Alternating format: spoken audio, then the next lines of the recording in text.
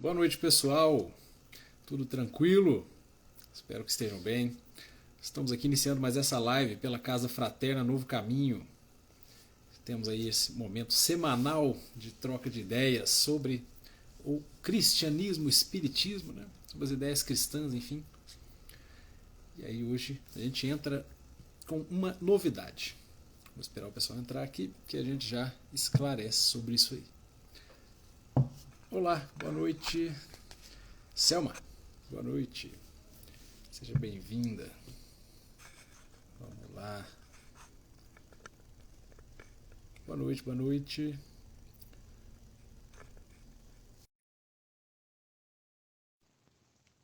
Entrando aqui.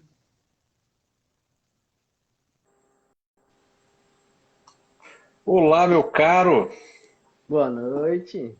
Boa noite. Deixa eu tentar acertar aqui para não ficar com a cabeça cortada aqui, dividiu a tela.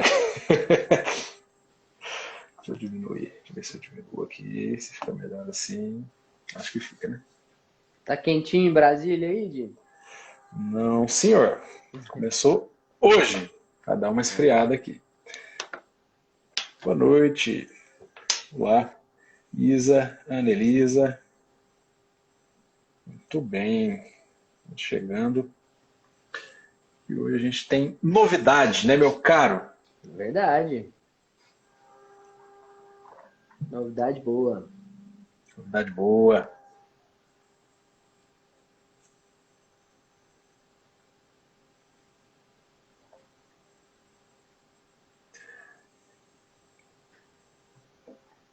Boa noite, mãe tá Boa por aí, noite. Felipe, tá por aí o Habib.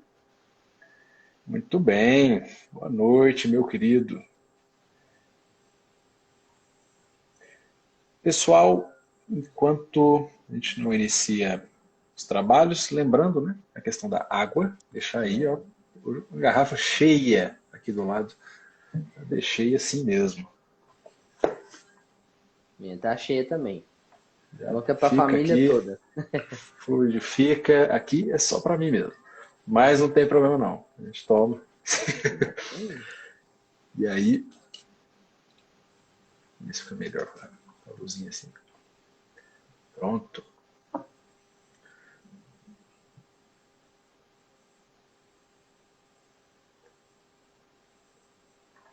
E vamos lá. A novidade pessoal é a seguinte. Hoje a gente já deu um giro no nosso Evangelho segundo o Espiritismo. Após 2 anos, um pouco mais de 2 anos, 2 anos e um mês, mais ou menos, uns 50 dias por aí, a gente deu esse giro todo no Evangelho segundo o Espiritismo. A gente fez isso, né? É uma coisa curiosa. Quando você começa o trabalho, você não espera, né? Tem toda essa. Uma hora vai chegar, beleza. Mas, É, né, não é tátil. Agora a gente já chegou, passou o ponto. Né? A gente já leu todo o Evangelho, até a parte do Pai Nosso. Né? Embora a gente tenha iniciado aí no capítulo 9, e aí a gente deu o giro todo e terminou no 8º, como vocês perceberam. Né? Foi um pouco assim, peculiar, mas o giro foi feito. Então, para que a gente não fique na live repetindo, né, as lições, a gente fez o quê? Trouxe um outro livro, também com lições do mestre, que é o Jesus no Lar. E hoje a gente começa essa live, né, ou a série de lives sobre esse livro, Jesus no Lar, que também traz ensinos maravilhosos. A gente vai ter a oportunidade de trocar ideia aqui. Então vou escrever aqui, ó, Jesus no Lar. Jesus no Lar. queridíssimo Neio Lúcio. Né, Lúcio? Capítulo 1.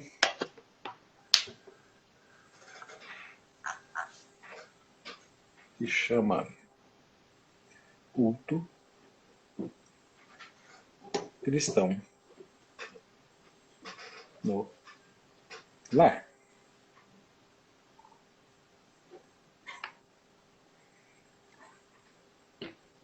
Fixar. Pronto. Deu. Boa noite, pessoal que está entrando. Sejam todos muito bem-vindos. Vamos trocar uma ideia tranquila. Vamos nessa, né? Eu acho que podemos começar, meu querido. Comecemos.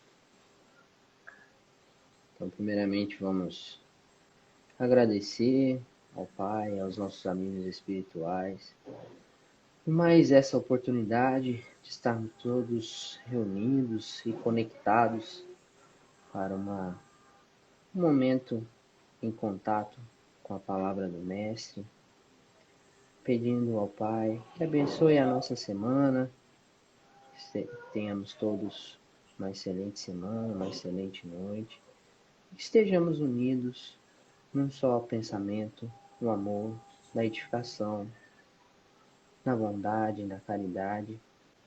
Com muita alegria, damos por aberto mais uma live. Bom, pessoal, eu vou ler aqui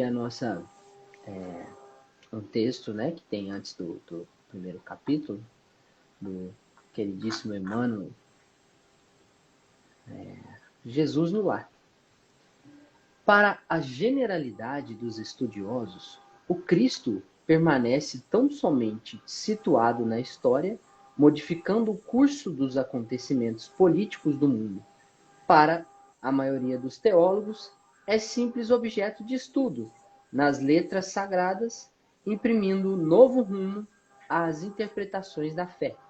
Para os filósofos, é o centro de polêmicas infindáveis, e para a multidão dos crentes inertes, é o benfeitor providencial nas crises inquietantes da vida comum. Todavia, quando o homem percebe a grandeza da Boa Nova,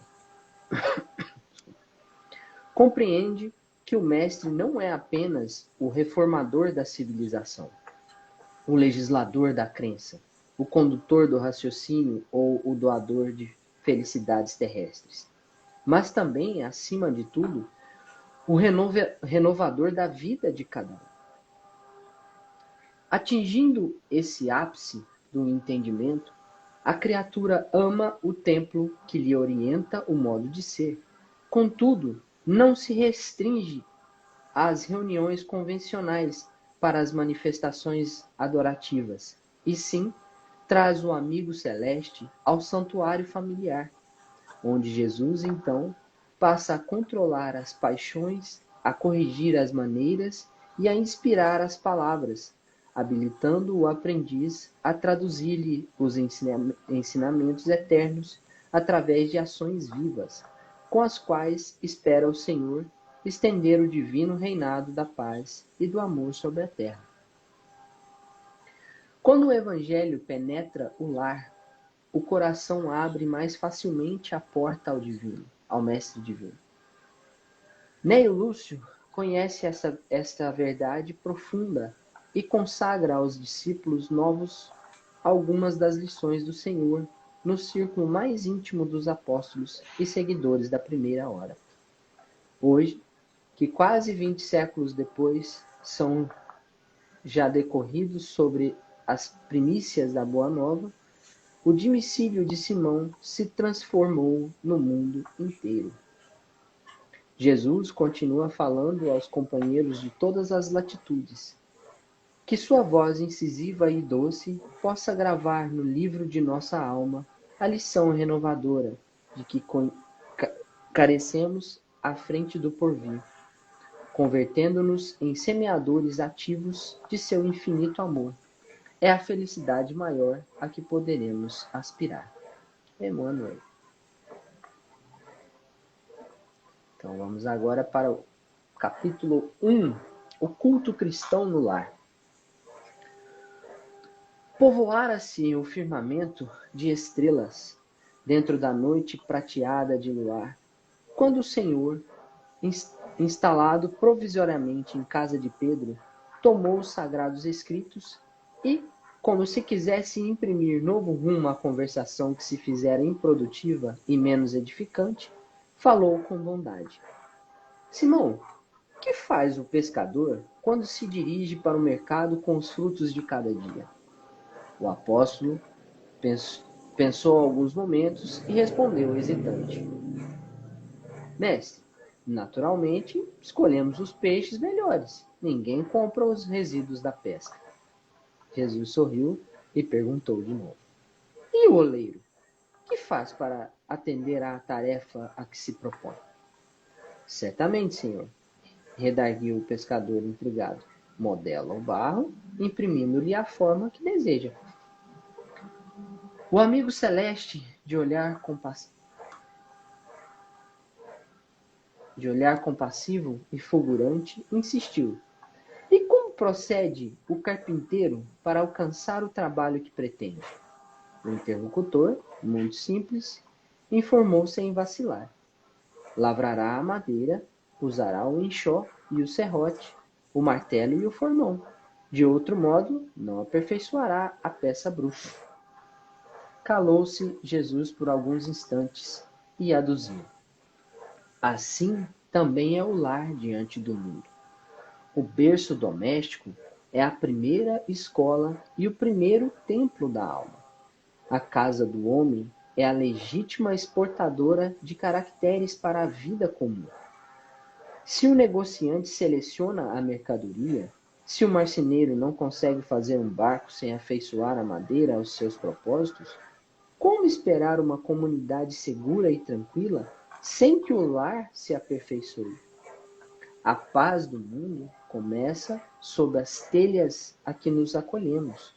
Se não aprendemos a viver em paz entre quatro paredes, como aguardar a harmonia das nações? Se nos não habituamos a amar o irmão, o pai, deve ser mais, né?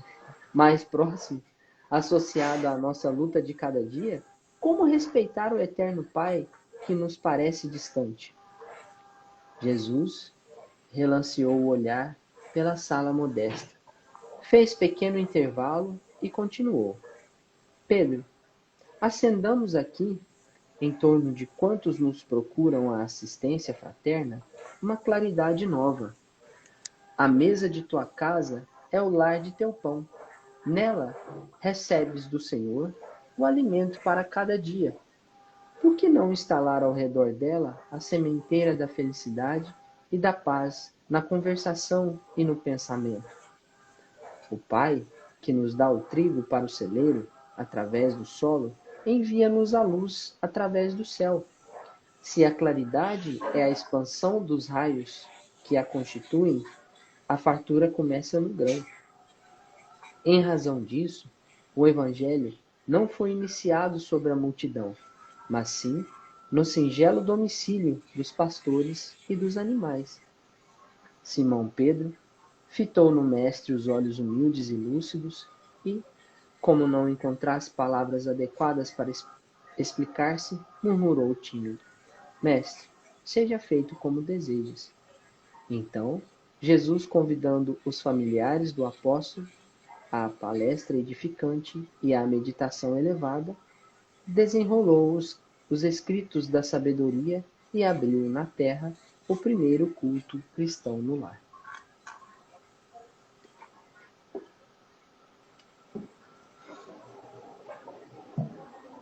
Boa noite, pessoal que entrou mais agora. Sejam muito bem-vindos. Estamos aqui no Jesus no Lar, está escrito aqui. Hoje é o capítulo 1. Bom, prefácio, né? Prefácio do Emmanuel. Inicialmente, né? Que o livro não é do Emmanuel, né? Toda vez que a gente fala assim, Chico Xavier já vem Emmanuel. É do Emmanuel. Né? O espírito é o Emmanuel. Não é, esse não é, né? É o Lúcio. Ele faz só o prefácio, porque é o jeitão dele próprio, eu acho interessantíssimo. O jeito que ele fala, né? As figuras de linguagem, né? Uma didática muito, muito interessante. Né? Ele traça primeiro o perfil ali, né? O que o Cristo promoveu. Como é que é isso? Como é que foi recebido? Né? O ensinamento, como é que foi recebida a figura do Cristo aqui, debates, tal. Ele fala, para uns né? Como é que ele fala aqui, ó? Para a maioria dos teólogos, objeto de estudo, né? Nas letras sagradas, interpretação de fé, para filósofos é o centro de polêmica. Aí é um detalhe interessante aqui que ele fala assim, para a multidão dos crentes inertes, Aqui é uma cutucada que merece, né, uma atenção, que o Emmanuel ia falar à toa, né? Crente inerte. Todo mundo aqui já ouviu falar do cristão não praticante. Aquela figura peculiar, não é? Do cristão não praticante. Na verdade, sem fazer julgamento aqui em relação a ninguém, porque a gente pode ter passado por isso também, por esse tipo de fase, mas é uma contradição em si mesmo. A figura de linguagem chama paradoxo. Isso aí. Cristão não praticante, sendo que o cristianismo é prática. E o que a gente começa a ver, além de todo o evangelho, que a gente já terminou, o que a gente vai ver nesse livro novo, o Jesus no Lar, novo na live. Aqui, ó, o prefácio, olha lá, 3 de outubro de 1949. É bem novo, né, o livro. Mas o que a gente vai ver é essa prática mais íntima mesmo, como o Emmanuel disse aqui, né? Trazer para o lar. Tem uma parte que ele fala muito interessante aqui sobre o entendimento das lições, sobre o que é mesmo, né? A prática cristã. Ele fala, olha, isso aí não se restringe às reuniões convencionais, manifestações adorativas nos templos, né? Que são importantes, também são, né? Reunião de forças e tudo. Mas, né, o cristão, ele entendendo as lições, ele faz o quê? Traz o amigo celeste, como está falando aqui, ao santuário familiar. Essa é a proposta do livro, tá? Reside nisso aqui. Trazer para o lar. É onde passa a controlar as paixões, corrigir maneiras, inspirar as palavras. É a tônica de todo o livro e vai ser a tônica das próximas lives também. Nessa temática. Então, passemos aqui para o capítulo em si. O detalhe aqui, o cenário, né? É feito um cenário onde estão na casa de Simão, Pedro. Né? E aí, aqui está falando assim, instalado provisoriamente, porque é o que acontecia mesmo, né? Jesus, nas andanças, ele simplesmente parava em alguns lugares. A casa de Pedro era um desses pousos. Né? Então ele parava ali, né? Ficava, se hospedava. Ele mesmo não tinha nada, né? Casa e tal. Isso que eu ia falar. Já fica esse spoiler aí, que né, não era necessário palco, não era necessário ouro, não era necessário microfone banhado, não era necessário nada. Só uma galera junto ali e é isso aí. É isso, é simplicidade, né? O tempo todo derrubei minha luz aqui. Já levantei. Simplicidade. Peraí, isso aí, pronto. Simplicidade, como sempre. Ele fala, né? Depois disso aqui, mas enfim, vamos devagar. Estava lá provisoriamente, tomou os sagrados escritos. Né? Como se, aí notou ali uma conversação improdutiva, é o que está falando aqui, falou, vamos melhorar isso daqui. Vamos melhorar esse ambiente. Mas a didática é sempre aquela coisa interessante, né? Que ele faz. Ele pegou aspectos da rotina de cada um ali, como se estivesse ensinando, falando para a criança dele. Sabe quando você, na escola, você faz um coleguinha, faz isso com o coleguinha, então ele fica triste. Então, você não quer ficar triste. Então você não faz isso, porque senão fica triste, a professora vai ficar triste com você, eu vou ficar triste. Aquela história, né? Quando o adulto fala com criança. É mais ou menos assim. De maneira muito prática. Contextualiza. Simão, como é que funciona a história do pescador que vai ao mercado? Lá com fruto do trabalho. Seleciona, porque ninguém vai querer. Ele fala resíduo, né? Miúdos, só miúdos, né? Que é o peixe, né? Simão era pescador, a maioria deles, né? Era de pescadores. Aliás, o convite foi interessante, né? Mais ou menos assim que ele falou, né? Para Pedro inicialmente. Vem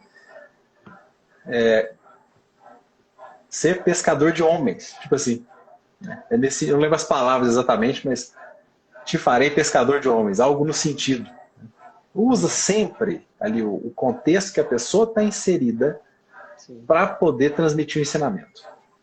E aí fica mais fácil, né, de entender quando é assim. Já é a sua realidade. Ele só coloca luz. Como se pegasse um holofote, tá lá no palco, assim, né? Tá tudo apagado, né? E não sabe como é que é essas paradas aí. Pega, tá tudo apagado, acende um só. Aponta para um lugar só do palco. Numa apresentação. Vamos supor que seja um teatro. Negócio fechado, tudo escuro.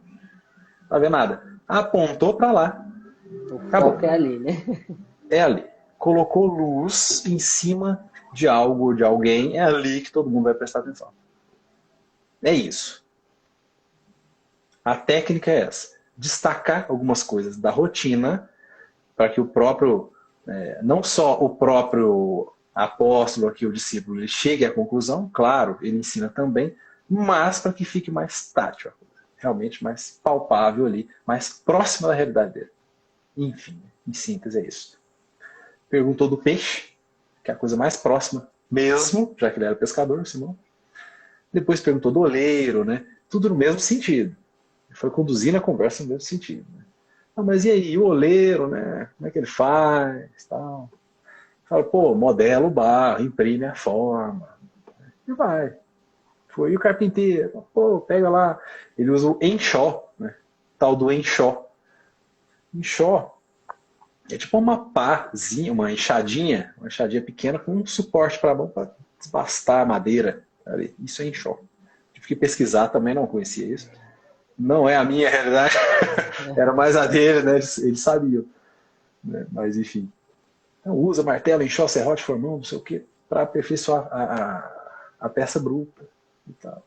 Falou, pois muito bem. Então é isso que a gente vai fazer aqui. É isso que a gente está fazendo e é isso que a gente vai fazer aqui agora. Né? Ele dá um destaque. Isso aqui é que a gente tem que prestar bastante atenção. A gente negligencia mesmo.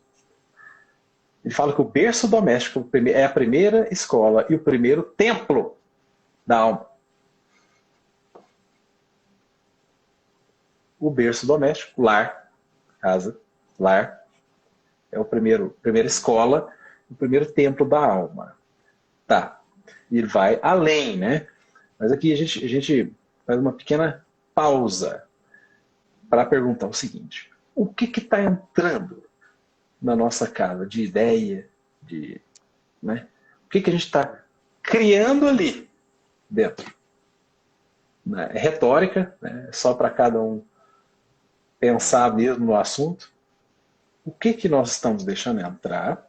O que nós estamos absorvendo? O que nós estamos emanando dentro do nosso berço doméstico? Que é feito para ser nosso QG, né? O berço doméstico é para ser o nosso lugar de segurança. Ali onde a gente... Tudo bem, né? Cada casa é uma casa. Cada grupo familiar é de uma maneira.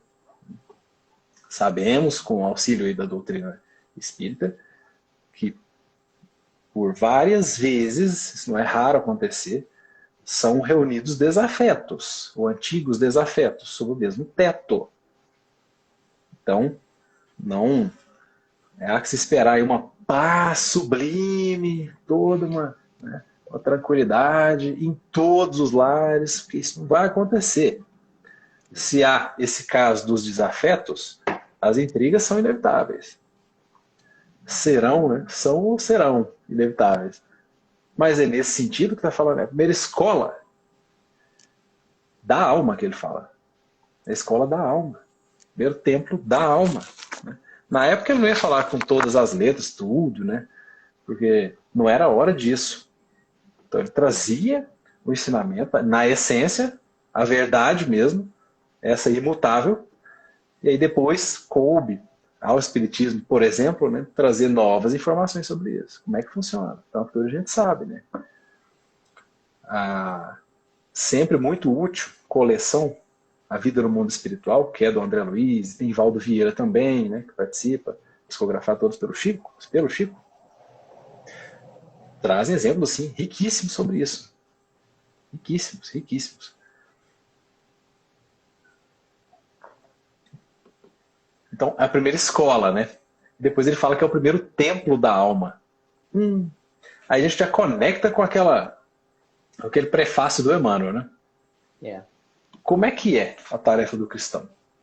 Qual que é o esquema de entender mesmo a missão do cristianismo, os ensinamentos, e o que isso tem a ver com a nossa casa, né? Pô, eu estou indo no centro, eu estou indo no terreiro, eu estou indo na igreja, estou cumprindo. Mas de que adianta? Em igreja, né? Ir em igreja. Mas que adianta, né?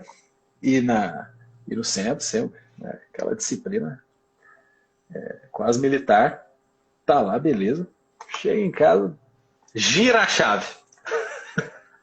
Agora eu não quero saber de nada. Agora eu vou Já fui fazer mesmo. o que me der na telha. Já fui. Estou livre. É cumprir, né? Como se estivesse batendo ponto.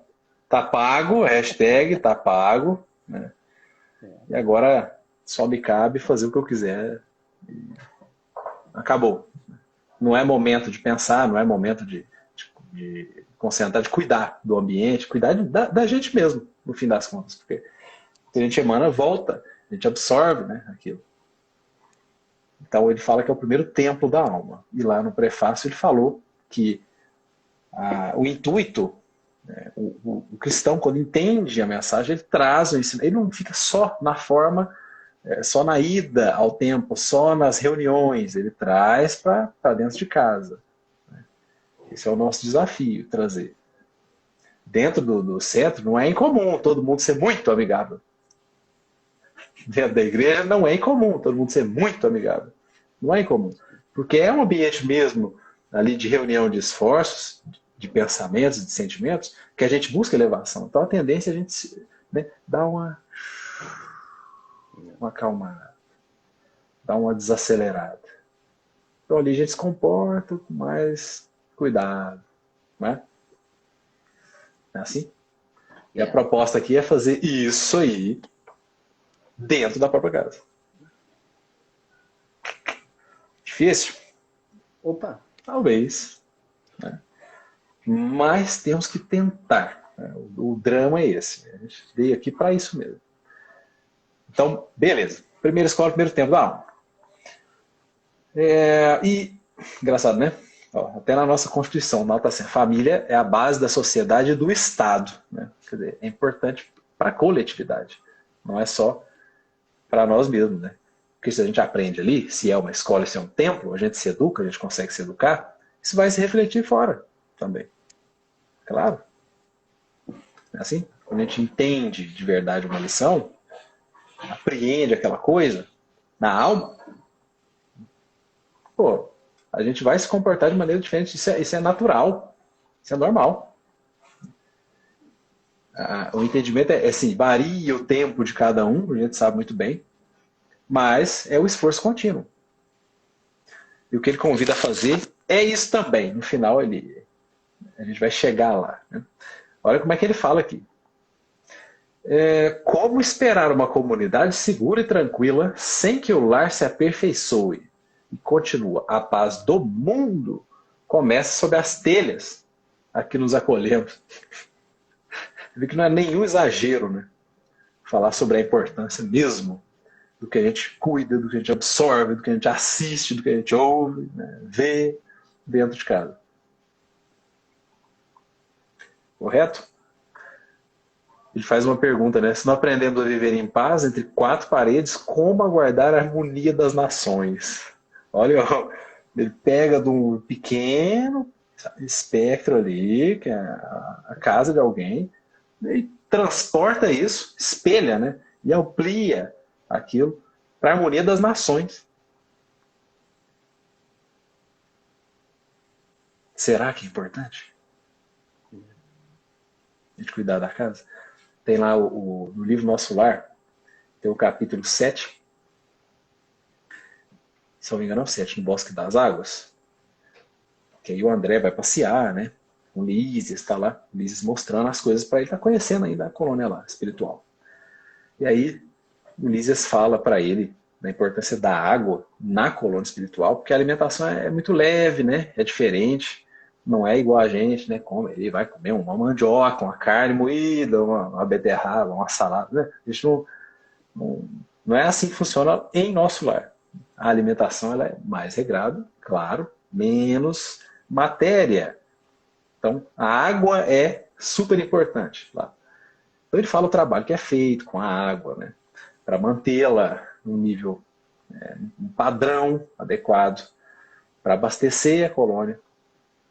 E fala sobre isso depois, sobre as emanações nossas dentro da nossa própria casa e como isso afeta a água que a gente consome. Eu, por exemplo, tenho um galão ali de 20 litros, fica ali, em cima do balcão. Essa é a água que eu consumo. Se eu ficar emanando, ficar sempre pensando como o vizinho me incomodou, como o trânsito é ruim, não que aqui seja mesmo assim, tão ruim.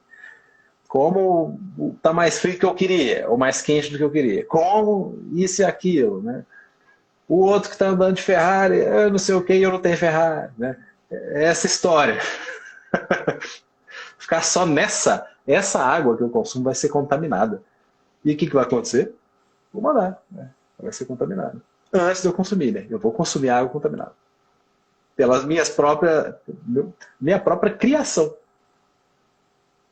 Olha que coisa. Pois é.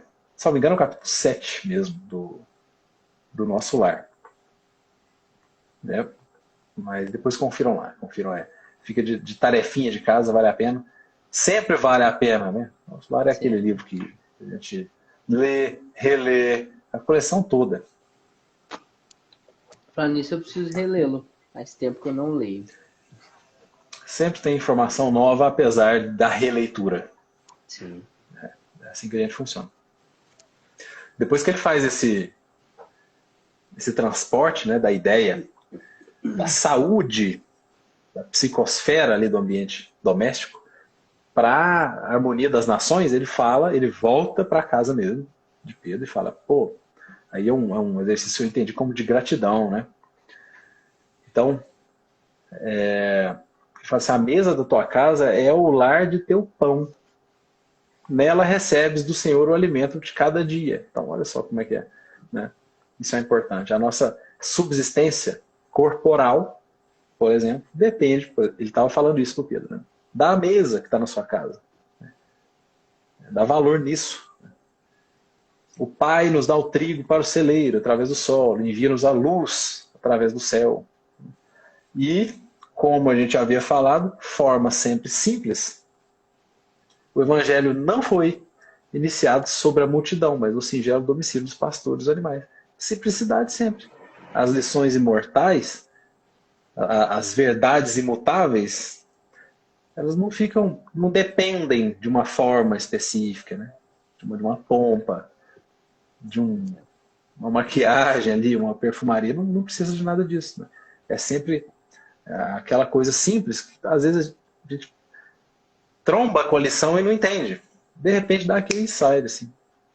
Na rua, ali andando, você vê uma cena e fala, olha, isso, por exemplo, é ser cristão. Isso aí faz parte do cristianismo. É uma noção de fraternidade. E você vê a sabedoria que o povo antigo tinha, né? O povo da roça. Não tinha nem a quarta série, mas dotado de uma sabedoria tão grande, né? Que vem da simplicidade mesmo, da observação da vida. Sim, exatamente. E nunca foram abandonados, né? Não somos nós os iluminados do momento, né? Só porque a gente tem acesso a mais informações, então quer dizer que a gente tem um lugar melhor, né? Na nossa morada celestial ou na dimensão espiritual vai ser melhor. Não, esquece. Nem vem com essa. Não, esquece. Engraçado que só retomando um negócio do Livro dos Espíritos aqui, na divisão, o Kardec colocou assim, ó, a quarta classe são os espíritos sábios, né, que se distinguem pela extensão de seus conhecimentos. preocupam-se menos com as questões morais. E a terceira classe, espíritos de sabedoria, qualidades morais da natureza mais elevada. Olha que interessante o jeito que ele coloca aqui. E assim, antes de ler isso aqui, se perguntasse para mim o que é sábio com sabedoria, espírito sábio, espírito de sabedoria, para mim era igual. Era tudo igual, né? Ele fez uma divisão didática. O sábio tem mais conhecimento, de sabedoria tem uma natureza moral mais elevada. Olha que interessante. É um norte só. Muito bem. E depois, cadê? No final aqui, né? Ah, tá. Vamos voltar lá para o começo. Tava uma conversação ali improdutiva. Uma conversa improdutiva na casa de Pedro. Né? Por isso Jesus foi naqueles questionamentos, foi perguntando sobre a rotina de cada profissional, como é que fazia, como é que não fazia. E depois, chega no final, ele convida, né, os familiares do Simão Pedro a uma palestra, né? Palestra edificante, meditação elevada, desenrolou os escritos da sabedoria, abriu na terra o primeiro culto cristão no lar. Então, hoje, por exemplo, no Espiritismo, a gente fala muito sobre a importância do culto do Evangelho no lar, né? Como isso traz benefícios à nossa casa, ao ambiente doméstico de modo geral, né? Luzes mesmo, luzes, não é exagero, luzes se fazem, né? Dependendo do cidadão, dependendo da fé do cidadão, ilumina aí até mais, né? Um quarteirão inteiro. É mais ou menos assim. A coisa é bem maior do que a gente imagina e do que a gente vê, né? Eu, por exemplo, não vejo. Então eu fico só na intuição, que é a maioria, né? A maioria de nós, esse mecanismo de intuição. Aqui no livro Os Mensageiros, para contextualizar, é o capítulo 35. Ele fala sobre o culto doméstico. A gente falou sobre a coleção, a vida no mundo espiritual. Os Mensageiros é o segundo livro, depois de Nosso Lar. Então aqui ele faz um relato como é que funciona, como é que funcionou isso ali na família que o André Luiz estava acompanhando. A casa de Dona Isabel. Aí conta direitinho como é que foi, né? Ela chama as crianças, vamos lá, vamos rezar e tal, né? E começa aquele serviço espiritual nos bastidores. Ele estava, por exemplo, o André Luiz estava assistindo, ele tinha uns mentores lá, os familiares, né? Estavam assistindo aquilo ali. Olha só o que ele fala. Ó. Profunda sensação de paz envolvia meu coração. Quer dizer, quando o pessoal começou a concentrar e elevar o pensamento para fazer o culto do Evangelho no lar, profunda sensação de paz envolvia-me, é o André Luiz falando, o coração. Ele já sentiu a mudança no ambiente. Né? Olha como é que foi. E a filha, né, a filha da Dona Isabel que fez a prece e tal, né, e fez a leitura de uma página instrutiva, consoladora, é o que está falando aqui, e em seguida algum fato interessante do noticiário comum. Daqui foi até interessante, que eles leram uma notícia de jornal. Pegaram, além da leitura do Evangelho, pegaram a notícia de um jornal para ler. E era uma notícia trágica, no caso aqui. Né? Envolvia um suicídio, para se ter ideia. E aí a filha ficou muito impressionada, a própria filha que leu, né? Ela ficou muito impressionada e tal, com a história. E aí, depois disso, a Dona Isabel pegou o Novo Testamento, e a descrição aqui é interessante. Olha só. Assim que Joaninha terminou, né, a moça que leu, Dona Isabel abriu o Novo Testamento como se estivesse procedendo ao acaso. Mas, em verdade, eu vi aqui Isidoro, que é um dos que estão lá, né, do nosso plano espiritual, intervinha na operação. Quer dizer, a pessoa ia abrir lá o Novo Testamento. Ah, qualquer página aí. Não era qualquer página aí. Tinha alguém lá preocupado com isso e trabalhando nisso. Intervinha na operação, ajudando a focalizar o assunto da noite. Olha como é que a espiritualidade trabalha e a gente nem percebe. Olha o trabalho que a gente dá para a espiritualidade. E nem percebe. Beleza, achou lá uma lição do Evangelho de Mateus, né? que falava que o reino dos céus é semelhante ao grão de mostarda que o homem tomou e semeou no seu campo. A partir daí, o amigo espiritual, que o André Luiz fala que é de nobilíssima condição, quando ele fala assim é porque é de sabedoria, né? Ou mais. A estatura aqui é moral, quando fala nobilíssima condição. Não tem nada a ver. Né? Vamos lá. Nobilíssima condição, aqui tem a ver com as vestes também, curiosamente, né? Ele fala isso, né? Um amigo espiritual que reconheci de nobilíssima condição pelas vestes resplandecentes, olha só, eram as duas coisas. Né?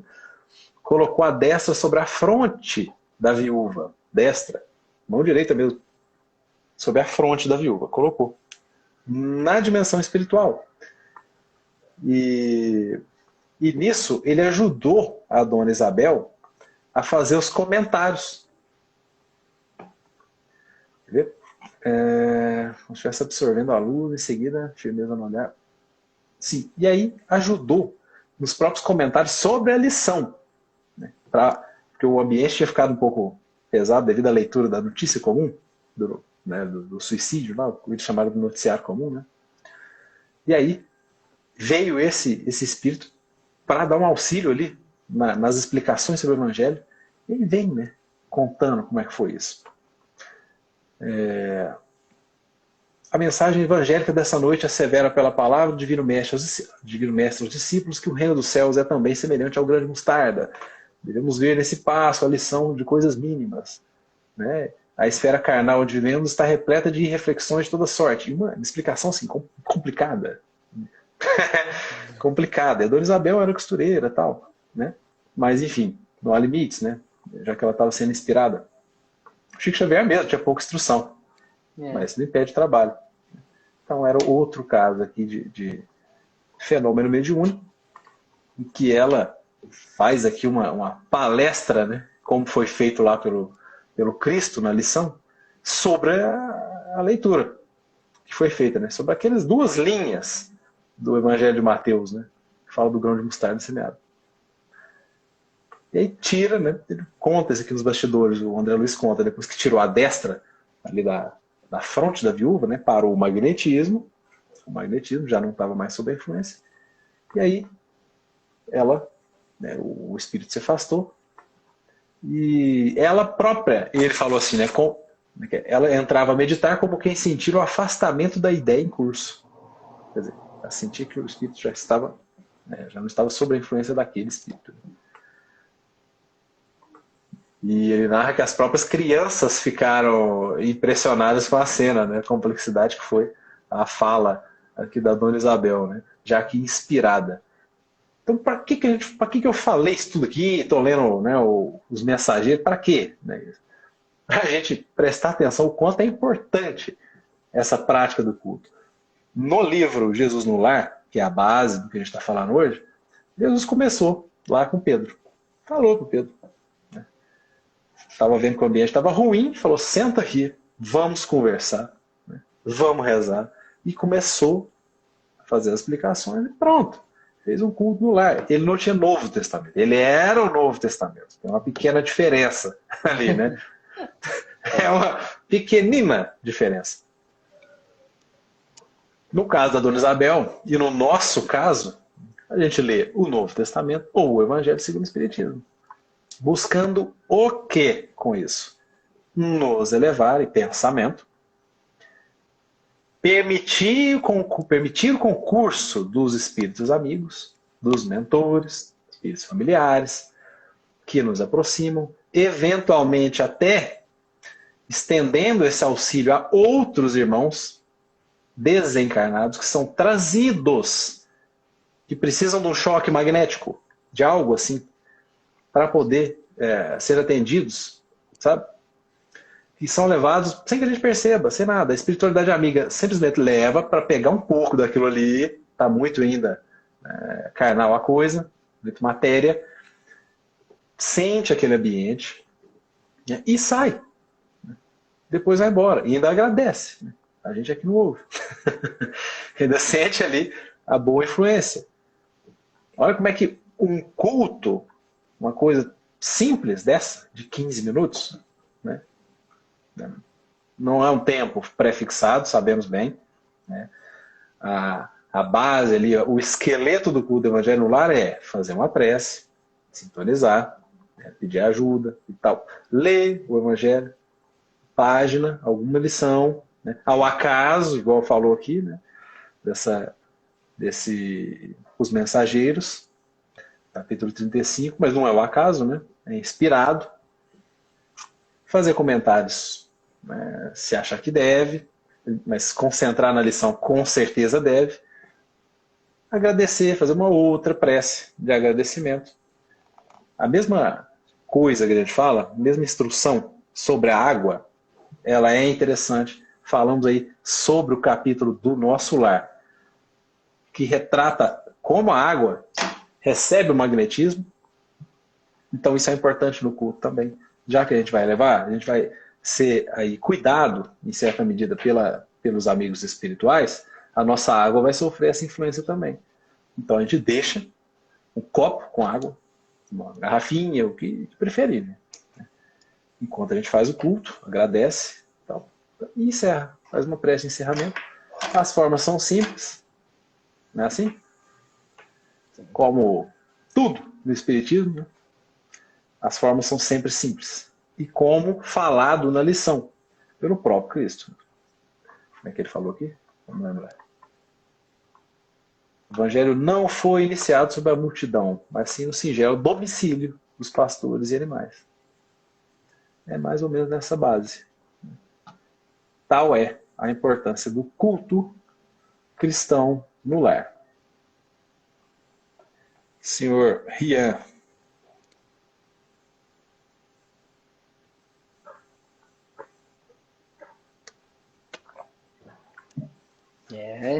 É isso. Começamos bem, começamos do começo, né? Do lar, né? Começamos da base ali. E é isso, eu espero que todo mundo tenha sido, quem ainda não faz o culto do Evangelho no Lar, tenha entendido um pouco sobre a importância de começar a realizá-lo, né? Bom que ali se reúne todo mundo, reúne até as crianças. Tem vários livros de Jesus falando com as crianças mesmo, de parábolas, né? De formas mais simples, para que os pequeninos possam começar a entender também. Mas é bom já introduzir uma parte do Evangelho também, nem que, né, você explique ali, e uma lição mais simples. E é isso. Voltamos na próxima semana com mais lições, com o próximo capítulo. Muito bem. Então, pessoal, fica aqui o nosso abraço. Boa noite a todos. Possamos caminhar juntos nessa jornada aí do conhecimento, né? Do aprendizado, depois colocar isso em prática. Claro, não adianta só ficar estudando, mas aqui, terça-feira à noite, a nossa função é estudar. Então, que a gente possa continuar junto nessa caminhada, crescendo juntos nesse aspecto, para que depois a gente possa aplicar esse conhecimento a benefício de quem quer que seja. E, obviamente, nosso, no final, também. Tá certo? Com certeza. Muito obrigado. Boa noite. Valeu, Rian, pela parceria. Valeu, Com Deus. Com Deus Pessoal, também. até mais. Tchau, tchau.